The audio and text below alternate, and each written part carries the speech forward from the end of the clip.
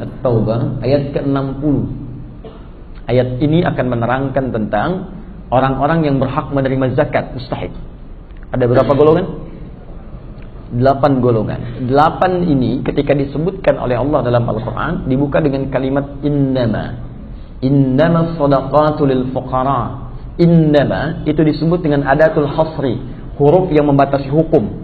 Jadi kalau satu ayat dibuka dengan kalimat innama, maka hukum ayat itu hanya berlaku, informasinya diikat oleh ayat itu saja, tidak boleh keluar dari hukum ayatnya. Allah menyebutkan innamas shadaqatu. Lihat penerjemahannya, zakat itu hanya boleh dikeluarkan, hanya boleh pada golongan-golongan berikut. Lil fuqara, orang-orang fakir, wal masakin, golongan miskin, wal amilina 'alaiha, orang yang fokus untuk mengelola zakat sehingga dia tidak mengerjakan pekerjaan-pekerjaan lain. Jadi bukan nyambi di sini. Kemudian wal muallafati qulubuhum, orang-orang yang baru masuk Islam sehingga dibantu dengan zakat supaya dapat kenyamanan dalam keislamannya, atau orang yang belum masuk Islam tapi punya ketertarikan kepada Islam. Dia sering baca-baca tentang Islam, dia sering ikuti ceramah tentang keislaman, dia sering tanya-tanya. Anda boleh berikan bagian dari zakat berupa fasilitas-fasilitas tertentu, buku-buku Islam, majalah Islam, CD Islam yang membantu dia menguatkan keyakinannya terhadap Islam sampai dia bersyahadat. Kemudian wafir riqab, perbudakan, sekarang sudah tidak ada. Dulu zakat diberikan pada perbudakan supaya mengeluarkan manusia dari perbudakan, bukan untuk meneruskan hukumnya. Yunani ada perbudakan, Romawi ada perbudakan. Ketika datang Islam, perbudakan itu akan dihapuskan.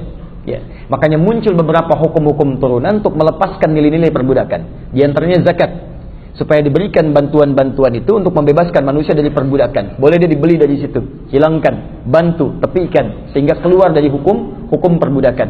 Ketika seorang tuan merdeka menikah dengan budak, maka dalam hukum Islam anaknya jadi merdeka.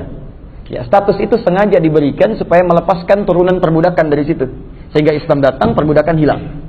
Tayyib. Kemudian wal gharimin, orang-orang yang punya utang. Tapi kalimatnya menggunakan kata gharimin, utang dalam hal yang menghadirkan maslahat bagi syariat, bukan utang biasa. Ingat ya, ada gharama, ada dain, itu beda. Di Quran ada 2 jenis utang. Ya, Quran surah kedua Al-Baqarah ayat 282. Itu ayat terpanjang dalam Al-Quran, ya dari sebelah kiri paling atas sampai ke bawah, satu ayat. Ayat itu dibuka dengan kalimat utang piutang. Ya ayyuhalladzina amanu idza tadayantum bidain. Dain itu utang umum secara urusan kemanusiaan. Ya, misal antum ingin misalnya beli rumah, ya, belum ada misalnya kemampuan untuk membeli langsung.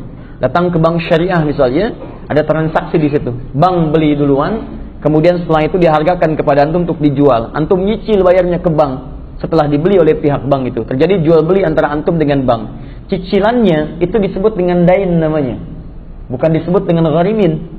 Di antum tidak dibenarkan datang ke masjid misalnya Sudirman, Pak, saya minta bagian dari zakat.